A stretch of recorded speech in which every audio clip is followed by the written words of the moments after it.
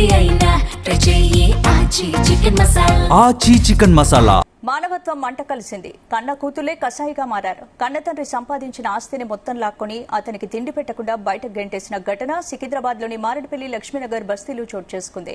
విధానిలో పనిచేసి రిటైర్ అయిన రాజలింగం తనకు కన్న కూతులే తిండి పెట్టకుండా 5 ఏళ్లుగా ఇబ్బంది పెడుతున్నారని ఆరోపించాడు. కూతుళ్ల ఇంటి ముందు ఆందోళనకు దిగాడు. మారేడుపల్లిలోని 130 గజాల స్థలాన్ని 2 కూతులు భాగ్యలక్ష్మి ఝాన్సీలకు రాసిచ్చాడు. తండ్రి వద్ద నుంచి ఆస్తి తీసుకున్న కూతుళ్లు అతనికి అన్నం పెట్టకుండా రోడ్డున పడేశారు. దీంతో రాజలింగం ఇంటి ముందు బైఠాయించి ఆందోళన చేపట్టాడు.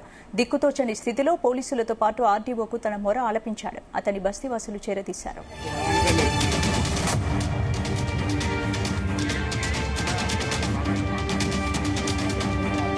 నాకు ఫైనల్గా నా ఇల్లు నాకు కావాలి సార్.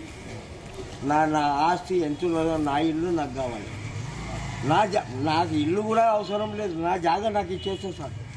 మొత్తం నా జాగా ఎంత ఉన్నదో అంత నా పేరు మీద, నా భార్య పేరు మీద ఏమున్నదో ఆ జాగా నాకు మొత్తం ఇచ్చేసి నేను ఎట్లనో బతుకుతా, గుడి చేసుకొని బతుకుతా, ఎట్లనో బతుకుతా. ఇటు చూడు. అయితే ఇప్పుడు నేను ఏమంటున్నా, ఇప్పుడు ఆల్రెడీ వాళ్ళకి ఏమైనా కాగితాలు రాసిచ్చినావా? ఎవరకు? నీ బిడ్డలకి ఏమైనా ఇది జాగా అమ్ముకోని కానీ వాటాలు ఏమైనా పంపించినా? నేను అమ్ముకోమని రాసియలేదు సార్. బతుకుర్రి అని చెప్పిన. బతుకుర్రి అంటే అమ్ముకోమని ఎవరు చెప్తారు సార్? ఆ పని నేను చెయ్యనా? నేను లీగల్గా నువ్వే దీన్ని సంపాదించింది. మీ భార్య కానీ నీ భార్య పేరు మీద ఉన్నా? నేను ఏమైనా ఆస్తి పాస్తి పంపకాలు ఏమైనా చేసినావా? ఈ ఆస్తి అంటే ఈ ఇంట్లో ఉండరు, ఇది చూసుకొని ఆమె ఇది కట్టుకోరు అని చెప్పిన. నేను రాతపూర్వకంగా ఇచ్చిండొచ్చు, ఇవ్వకపోతుండొచ్చు.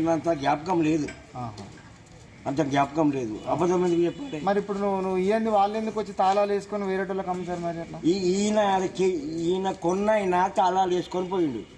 ఆమెనేమో కిరాయికి ఇచ్చి పత్తా ఉండదు. అది సరిగా టైంకి వస్తుంది, కిరాయి తీసుకొని పోతుంది. నేను పలకరి అది చిన్నవా అన్నది, బాగున్నవా అన్నది, ఏమన్నది. ఎందుకు వస్తుంది అంటే, టిఫిన్ పంపుతుంది అంటే ఈ కన్ను ఆపరేషన్ అయింది కాబట్టి వచ్చింది.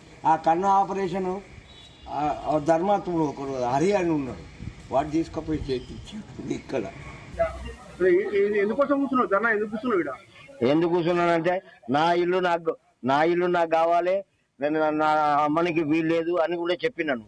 ఇంటర్ అమ్మేసిన నేను అప్పులు ఎక్కువైనాయి. నాకు అప్పులు ఎక్కువనంటే ఎందుకు నుంచి